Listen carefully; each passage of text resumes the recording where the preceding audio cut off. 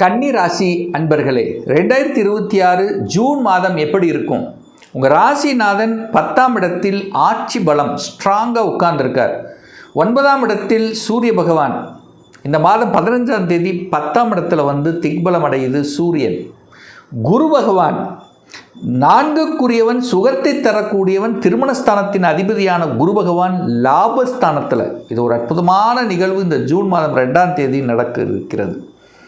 அப்போது ராசிநாதன் வலிமை பெறுகிறது, ஆட்சி பலத்தோடு இருக்குது. இந்த மாதத்தினுடைய பிற்பகுதியில், அதாவது ஜூன் 22ஆம் தேதி 11ஆம் இடத்துல லாபஸ்தானத்தில் குருவோடு சேர்ந்திருக்கார். அப்போது இந்த மாதம் முழுவதும் ராசிநாதன் வலிமை பெறக்கூடிய ஒரு நல்ல மாதம். ராசிநாதன் நல்லா இருந்துட்டாலே மனசு நல்லா இருக்க போகுது, எண்ணங்கள் நல்லா இருக்க போகுது, செயல்கள் நல்லா இருக்க போகுது, சிந்தனை நல்லா இருக்க போகுது. எவ்வளவு கஷ்டப்பட்டாலும் அது பார்த்துக்கலாம், ஒரு கை பார்த்துக்கலாங்கிற தன்னம்பிக்கை உணர்வை கொடுக்கக்கூடிய அமைப்புகள், சாதனை புரியக்கூடிய வாய்ப்புகள், சந்தர்ப்பங்கள், சுறுசுறுப்போடு செயல்படக்கூடிய தன்மைகள், அந்த துணிச்சல்ங்கிறது கண்டிப்பாக இருக்கும் இந்த மாதம். தகவல் தொடர்பு துறையில் ஜொலிக்கக்கூடிய கம்யூனிகேஷன் சார்ந்த விஷயத்தில் சில நல்லவைகள் நடக்கக்கூடிய ஒரு நல்ல மாதம் இந்த கன்னி ராசி அன்பர்களுக்கு. 2ஆம் அதிபதி, அதாவது தனஸ்தானத்தின் அதிபதி, தனம், குடும்பம், வாக்குஸ்தானத்தின் அதிபதி யாருன்னா சுக்கிரன். அந்த சுக்கிரன் இப்போ 10ஆம் இடத்தில் உட்கார்ந்துருக்கார். இந்த ஜூன் மாதம் 8ஆம் தேதி 11ஆம் இடத்துல லாபஸ்தானத்தில் அமருது. அப்போ 2க்குரியவன் லாபஸ்தானத்தில் யாரோட? குருவோட, தனக்காரக கிரகவோட. தனஸ்தானத்தின் அதிபதியான சுக்கிர பகவான் தனக்காரக கிரகமான குருவோட இணைந்து லாபஸ்தானத்தில் இருக்கக்கூடிய ஒரு அற்புதமான ஒரு காலகட்டம் இந்த கன்னிராசி என்பவர்களுக்கு. அப்போ பொருளாதார முன்னேற்றம் கண்டிப்பாக கொடுக்கும். பொருளாதார வளர்ச்சியை நோக்கி செயல்படக்கூடிய அத்தனை விஷயங்களும் பாசிட்டிவாக இருக்கும். இது வரைக்கும் எப்படி இருந்ததோ, எப்படி இருந்ததுன்னு தெரியாமல் இருந்திருந்தால் கூட இந்த ஜூன் மாதத்தில் தன்னம்பிக்கை கிடைக்கும், பொருளாதார உயர்வு கொடுக்கும். அதுக்குண்டான அந்த வாய்ப்புகள் உங்களுக்கு கிடைக்கும்.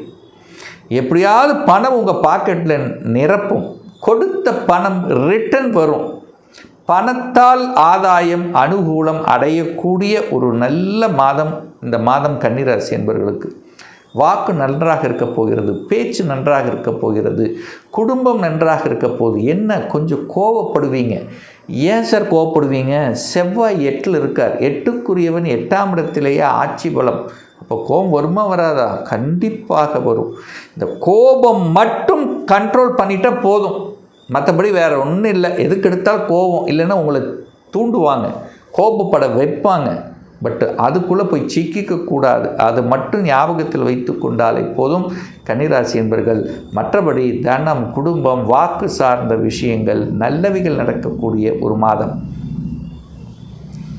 3ஆம் அதிபதி, முயற்சி ஸ்தானத்தின் அதிபதி ஆட்சி பலம். நல்ல தைரியமாக இருப்பீங்க, அதில் ஒன்றும் இல்லை, துணிச்சலோடு இருப்பீங்க. நெகட்டிவ் விஷயத்துக்குள்ளே மட்டும் போகாதீங்க, அவ்வளோதான்.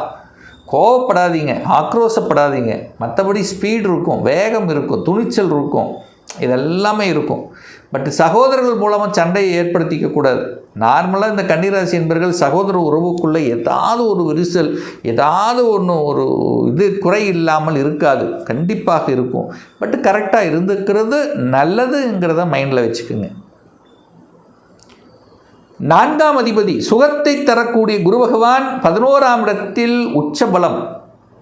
அப்போ சுகத்தை அனுபவிக்கப் போகிறீர்கள். இதுவரைக்கும் ஒரு சுகம் கிடைக்கவில்லை, சுகம் சார்ந்த விஷயத்தில் சில தொய்வுகள் இருந்தது. நான் ஒரு வீடு வாங்கணுங்கிற எண்ணத்தில் இருந்தேன், ஆனால் அமைக்கலை. இப்போ அமைக்க முடியுமா? கண்டிப்பாக நான் அதற்கான அமைப்புகள் தேடி வரும். 4க்குரியவன் உச்சம். இந்த நிகழ்வு 4ஆம் அதிபதி 7ஆம் அதிபதி உச்சம். அப்போ இது எத்தனை வருஷத்துக்கு அப்புறம் வருது? 12 வருடங்களுக்கு அப்புறம் இந்த உச்ச பலம் அடைகிறது குரு பகவான். அப்போ வீடு அமைக்காதவர்கள் வீடு அமைத்து கொள்ளலாம். வீடு கட்டணும்னு ஒரு 10 வருஷமாக நினச்சிட்டு இருந்தவங்கெல்லாம் இந்த வருஷம் வீடு கட்டி முடித்து விடுவீர்கள். இல்லை வாங்கிடுவீங்க, சொந்தமாக வாங்கிடுவீங்க, கட்டின வீட்டை கூட வாங்கலாம். ஸோ வீடு சார்ந்த விஷயங்கள் நன்மையை தரும். அல்லது வீட்டை ஆல்ட்ரு பண்ணுவீங்க. பழைய வீடு இருந்தது, அதை அப்படியே ரெனோவேஷன் பண்ணக்கூடிய அமைப்புகள் உண்டு. வாகனங்கள், புதிய வாகனங்கள் வாங்கக்கூடிய யோகமும் இந்த கன்னிக்கு நிச்சயமாக உண்டு. அதில் எந்தவித மாற்று கருத்து இல்லை. தொழில் சார்ந்த விஷயத்தில் 4ஆம் இடம் கல்வியில் முன்னேற்றம் உண்டு. ஒரு பிரேக் இருந்தால் கூட இப்போ அதெல்லாம் போயிடும். அரியர் இருக்கிறவங்களெல்லாம் கம்ப்ளீட் பண்ண போகிறீங்க, வேறு கோர்ஸ் படிக்க போகிறீங்க, உயர்கல்வி படிப்பதற்குண்டான எண்ணங்கள், உணர்வுகள் உங்கள் மனசில் தோன்றும். அப்போ கல்வி சார்ந்த விஷயங்கள் நல்லவைகள் நடக்கக்கூடிய அமைப்பு. இன்னும் மிக முக்கியமாக குழந்தை பாக்கியம். 5ஆம் இடம் என்ன? குழந்தை தானே. அந்த குழந்தை பாக்கியம் இல்லாத தம்பதிகளுக்கு குழந்தை பாக்கியம் கண்டிப்பாக உண்டாக்கும். இந்த கோச்சார ரீதியாக ஒரு 2 வருடமாக இல்லை, 3 வருடமாக இல்லை, 5 வருடமாக இல்லை, இந்த மாதிரி குழந்தையை நினைத்து வருத்தப்பட்டு கொண்டிருக்கக்கூடிய கன்னிராசி என்பவர்களுக்கு நற்செய்தி கொடுக்கக்கூடிய அந்த மாதத்தின் தொடக்கம், இந்த ஜூன் மாத தொடக்கம்.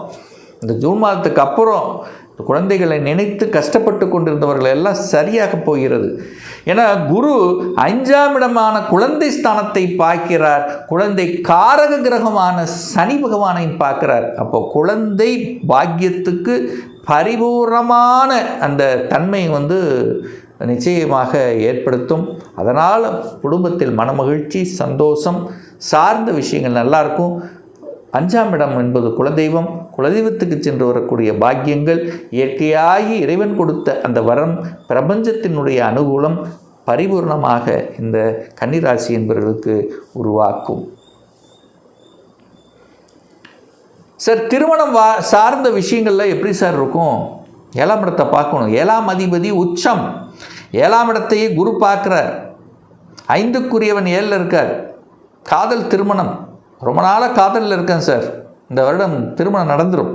காதல் திருமணம் நடக்கக்கூடிய அமைப்புகள், காதலுக்குள்ளே இறங்கக்கூடிய வாய்ப்புகள், திருமணத்திலிருந்து வந்த தடைகள் அத்தனை விலகப் போகுது. அப்போ ஜாமன் திருமணம் நடக்கக்கூடிய சந்தர்ப்ப சூழ்நிலைகளை நிச்சயமாக கன்னிக்கு உருவாக்கும்.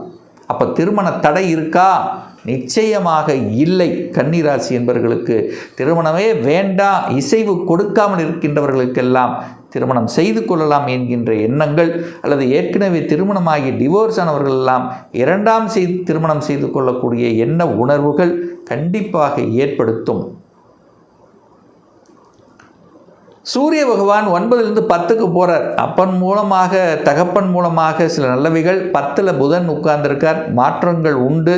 வேலை மாற்றம், உத்தியோக மாற்றம், ஊர் மாற்றம், இடம் மாற்றம், அடிஷ்னலாக ஏதாவது, ஏற்கனவே வேலை போகிறீங்க, புதுசாக ஏதாவது ஒன்று செய்யலாம். இந்த மாதிரி நல்ல விஷயங்கள் நடக்கக்கூடிய ஒரு நல்ல காலகட்டமாகத்தான் இந்த கன்னிக்கு அமைய இருக்கிறது. அதுவும் இந்த குரு அற்புதமாக உங்கள் முயற்சி ஸ்தானத்தை பார்த்துடுறார், 5ஆம் இடத்தை பார்த்துடுறார், 7ஆம் இடத்தை பார்க்குறார், லாபஸ்தானத்தில் இருக்குது. லாபம், மனமகிழ்ச்சி, சந்தோஷம், மங்களகரமான விஷயங்கள் நடக்கக்கூடிய அமைப்புகள், அனுகூலங்கள் இந்த கன்னிக்கு நிச்சயமாக உண்டு. இந்த கன்னிராசி என்பவர்கள் உத்திர நட்சத்திரத்தில் பிறந்தவர்களுக்கு அரசு காரியங்களில் வெற்றி, தகப்பன் தொழில் செய்யக்கூடிய யோகம்ங்கிறது உண்டு. அட்மினிஸ்ட்ரேஷன் சார்ந்த விஷயங்கள் சிறப்பு தரும். ஒரு ப்ரமோஷன், இடமாற்றம், உத்தியோகத்தில் சில மாற்றங்கள், உயர் பதவிக்கு செல்வது, இன்க்ரிமெண்ட் கொடுப்பது, இதெல்லாமே நல்லபடியாக நடக்கக்கூடிய ஒரு மாதமாக இந்த கன்னிக்கு அமையும். அடுத்து பார்த்திங்கன்னா சித்திரை நட்சத்திரத்தில் பிறந்தவர்கள். அப்போ அந்த சித்திரை நட்சத்திரத்தில் பிறந்தவர்களுக்கு தான் கொஞ்சம் கோபம், ஆக்ரோஷம் அதிகப்படுத்தும். அந்த கோபம், ஆக்ரோஷத்தை கட்டுப்படுத்தணும். இதுதான் இந்த சித்திரை நட்சத்திரம்னா இந்த மாதம் டக்குன்னு கோபம் வரும், அல்லது கோபம் படுற மாதிரி இருக்கும். வேலை செய்கிற இடத்துலையும் மற்ற இடத்துலையும் எதுவும் கோபப்படாமல் இருப்பது நல்லது. நிலத்தின் மூலமாக ஒரு சிலருக்கு அனுகூலம் உண்டு. அதாவது ஒரு வலி கொடுத்து கொண்டிருந்த, அதாவது ஒரு வலி, ஒரு வேதனை, ஒரு மாதிரி இருந்த விஷயங்கள், அதிலிருந்து விடுதலை பெறக்கூடிய அமைப்புங்கிறதும் இந்த சித்திரை நட்சத்திரம் பிறந்தவர்களுக்கு உண்டு. அஸ்த நட்சத்திரத்தில் பிறந்த இந்த கன்னிராசி என்பவர்களுக்கு பார்த்திங்கன்னா லாபங்கள் கொடுக்கும். ஏதாவது ஒன்று செய்யணும், வித்தியாசமாக செய்யணும். ஒரு வேலையில் இருந்தீங்கன்னா அடிஷ்னல் இன்னொரு வேலை பார்க்கணும். குழந்தைகள் கல்வி நன்றாக இருக்க போகிறது. குழந்தைகள் வெளிநாட்டு சென்று படிக்கக்கூடிய யோகம், வீடு வண்டி வாகனங்கள் வாங்கக்கூடிய யோகமெல்லாம் அருமையாக இருக்குது இந்த மாதம் கன்னிராசி அன்பர்களுக்கு. இன்னும் ஒரு துல்லிய பலன் உங்களை பற்றி தெரிஞ்சுக்கணும். 2026 எப்படி இருக்க போகுது, தொழிலா வேலையா, வேலையில் எப்போ நமக்கு ப்ரமோஷன் கிடைக்கும், என்ன கோர்ஸ் படிப்பது நமக்கு உத்தமம், இன்ஜினியரா அல்லது டாக்டர் சார்ந்த விஷயமா, 2026 எப்போ நமக்கு திருமணம் நடக்கும், எப்போ குழந்தை பாக்கியம், எப்போ வீடு கட்டுவேன், இது போன்ற கேள்விகளுக்கு துல்லியமான பதிலை நம்மால் கூற முடியும். ஒரு பர்சனல் கன்சல்டேஷன் எடுத்துக்கணும், ஒரு சுய ஜாதகம் பார்க்கணும் என்று விருப்பப்படக்கூடிய அன்பர்கள் டிஸ்பிளே தெரியக்கூடிய நம்பருக்கு வாட்ஸ்அப் மூலமாகவோ ஃபோன் கால் மூலமாகவோ தொடர்பு கொண்டு நேரடியாகவோ அல்லது ஆன்லைன் மூலமாகவோ அப்பாயின்மெண்ட் பெற்றுக்கொள்ளலாம். நம்மளுடைய அலுவலகம் கோயம்புத்தூரில் அமைந்துள்ளது. அதாவது கோயம்புத்தூரிலிருந்து மேட்டுப்பாளையம் செல்லும் வழியில் வெள்ளக்கிணர் பிரிவு அண்ணாபூர்ணா ஹோட்டலுக்கு பக்கத்தில் அமைந்துள்ளது. பிரியர் அப்பாயின்மெண்ட் வாங்கிட்டு நேரடியாக கன்சல்டேஷன் எடுத்துக்கலாம்.